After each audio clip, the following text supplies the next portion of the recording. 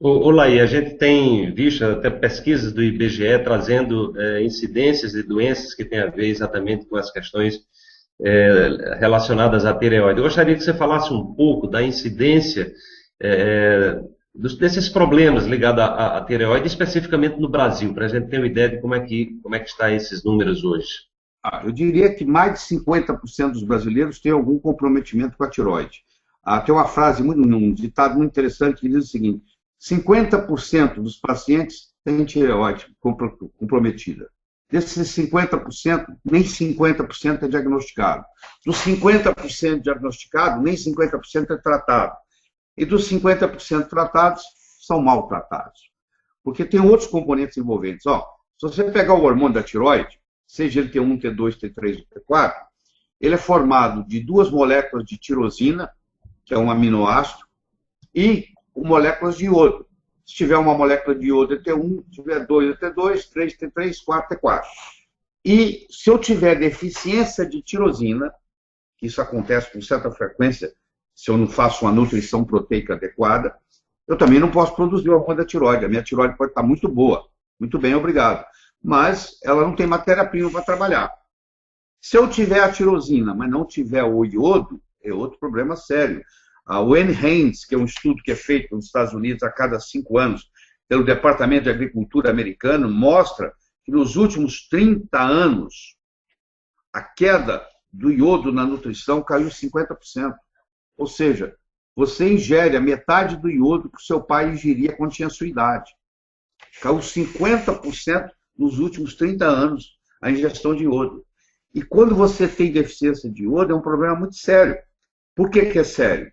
Porque nós temos mais ou menos 1.500 miligramas de iodo no corpo. Só 50 miligramas, ou só 3,3% está na tireoide. O seu esôfago precisa de iodo, o seu estômago precisa de iodo, a sua próstata precisa de iodo, na mulher a mama precisa de iodo também, os ovários, a pele, muito importante para a pele, uma pessoa que é atleta, que sua muito, cada vez que ela tem uma sudorese, numa corrida, por exemplo, ela perde iodo e magnésio. Esses indivíduos que você vê com morte súbita, de repente estava fazendo a sauna, morreu. Fazendo sauna. Quem morre fazendo sauna, o que é? É deficiência de magnésio, porque estava suando muito ali, e depois dos 50 anos a reserva de magnésio vai diminuindo, você está cansado de ver atleta morrer em maratona, cair morto, por falta de magnésio. E a falta de iodo, que vai concomitante, não deixa a pessoa produzir hormônio tiroidiano. Além disso, causa cistos. Então, vem cisto da tireoide, vem cisto de mama, vem cisto do ovário, vem cisto da próstata. Ou seja, todas essas glândulas, se elas não têm o iodo suficiente, elas começam a formar cistos. Esses cistos vão virar nódulos, esses nódulos vão virar câncer. Então, uma deficiência de iodo, a longo prazo, pode causar um câncer de mama, um câncer de tireoide, um câncer de próstata, um câncer de útero, um câncer de ovário. Então, é muito importante você entender essa conexão. Não só o iodo não produz o hormônio sem ele, como o iodo tem outras funções, porque a tireoide só tem 3% do iodo do corpo. A pele tem 20%, o músculo tem 30%, o tecido adiposo tem 32%. Então, quando falta iodo em todos esses lugares. E na medicina, infelizmente, nós temos o que nós chamamos de iodofobia. O médico acha, erradamente, que se ele der iodo para uma pessoa, ele vai lesar a tireoide dessa pessoa. Por que ele acha isso? Porque no momento que ele começa a dar iodo, há uma elevação do TSH.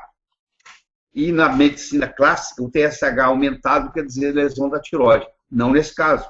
Quando eu começo a dar iodo para uma pessoa, eu começo a desintoxicá-la de bromo, de flúor, de cloro, que são os outros halógenos que competem com o iodo.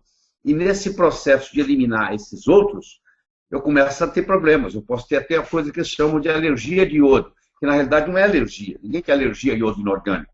É justamente a reação de Hersheimer. Hersheimer era um médico alemão que mostra que muitas vezes para você curar, você tem que piorar um pouquinho primeiro, porque se eu estou fazendo um detox em você, e 90, 95% das toxinas fica no tecido adiposo, porque elas são lipossolúveis, eu começo um detox, o que acontece com o detox? A toxina sai do tecido adiposo e vai para o sangue. E aí ela vai para o cérebro, aí tem uma reação, dor de cabeça, entendeu? Tem o chamado Alzheimer. Então muitas pessoas pensam que estão piorando, na realidade estão melhorando.